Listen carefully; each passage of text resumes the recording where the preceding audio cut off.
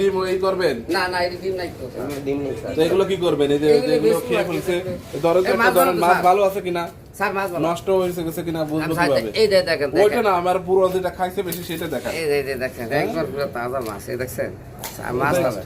কাকড়াই খাইছে? কার ওই যে ওইটা দেখেন, ওইটা ওটা পুরো খেয়ে ফেলাইছে। এটা কে খালি স্যার? এই দেখছেন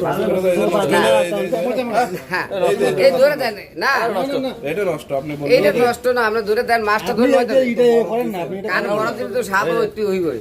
নষ্ট এই নষ্ট একটা মাছ না, এই দেখছেন মাছ কয়, এই দেখছেন মাছ ওইটার কথা তো আমরা বলতেছি না, দুই যেটা একটা বলতেছি স্যার, দুই একটা তো এটা উঠান, এটা উঠান। এই দেন ধরে দেন মাছ ধরে দেন। আপনি এগুলো ডালেন তো 15 টাকা ছিল। ওই যে এই যে এটা হ্যাঁ। ঠিক আছে স্যার, না স্যার মাছ তো ছুটা গাইছে এই জায়গা এই যে ভালো, এই যে ভালো। এই দেন মাছ আর ফুলকা নষ্ট হয়ে গেছে, আমরা কি বলেন? না না, মাছ আমরা কিনি না বাজারে। এই যে এটা বের করেন। আমি তো সব বলতেছি না, দুই একটা নষ্ট হয়।